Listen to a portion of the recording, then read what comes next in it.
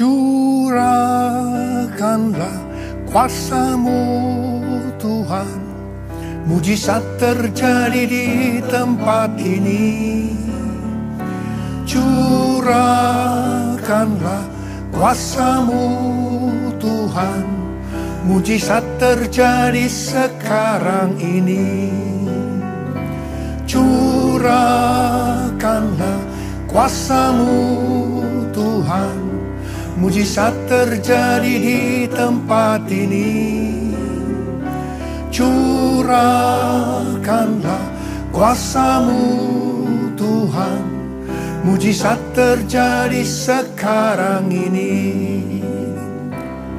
Mujizat terjadi sekarang ini. Mujizat terjadi sekarang ini.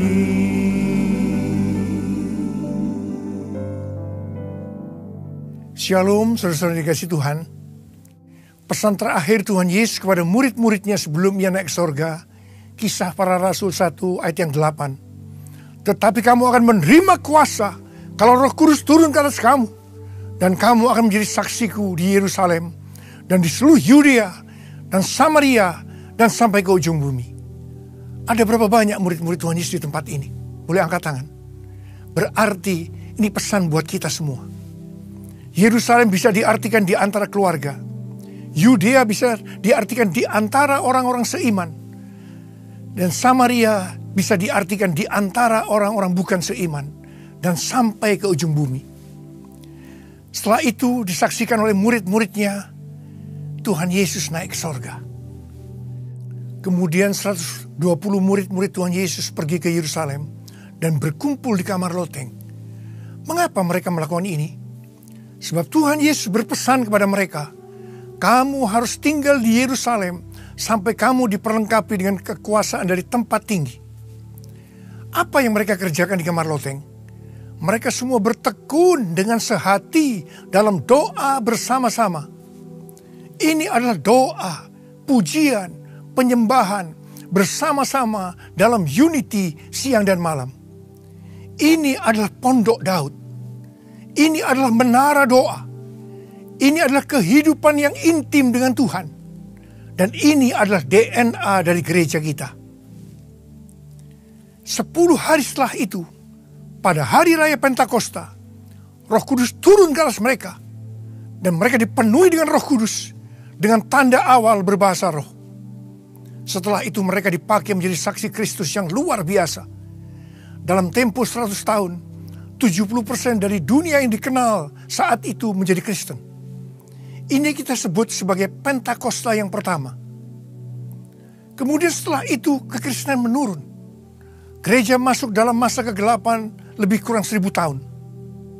Dan hari-hari ini kekristenan sekitar 30%. Dari 30% ini, 70%-nya dimenangkan mulai awal abad ke-20. Melalui kebangunan rohani di Azusa Street tahun 1906. Hamba Tuhan berkulit hitam yang bernama William Seymour yang dipakai Tuhan secara luar biasa. Dan ini disebutkan sebagai Pentakosta yang kedua. Dan Tuhan berkata bahwa sekarang kita sedang memasuki Pentakosta yang ketiga. Sesuai dengan Yoel 2 ayat 28 sampai dengan 32. Pada waktu Roh Kudus dicurahkan, ada 4 hal yang terjadi.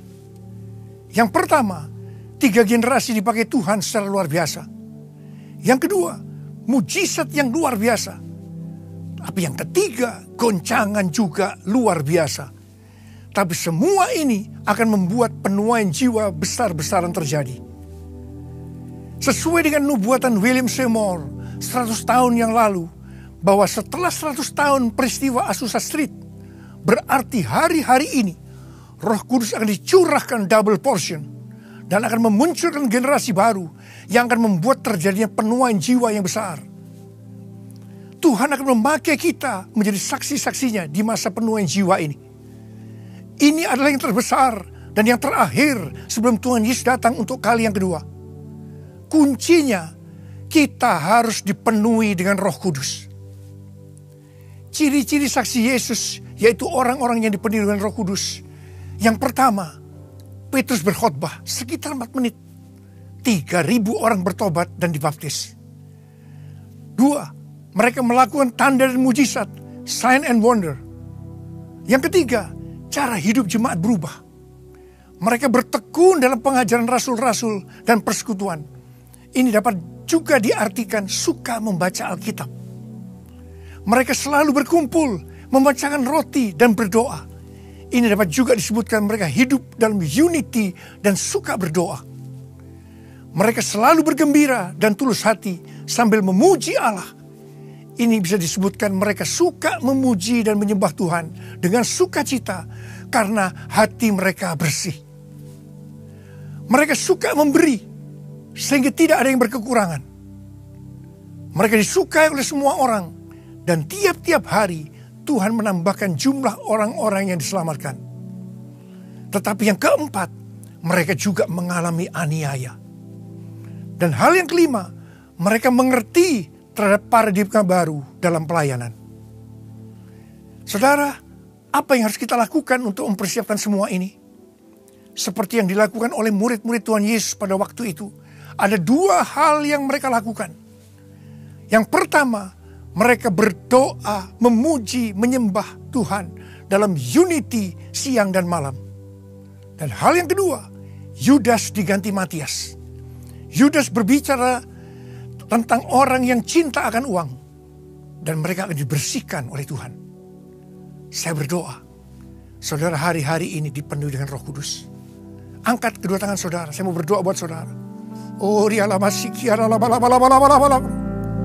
penuhi anak-anakmu dengan roh-Mu Tuhan. Penuhi Tuhan.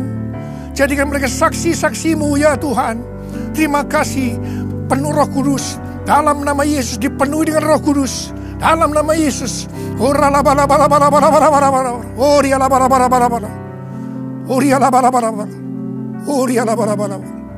Dalam nama Yesus.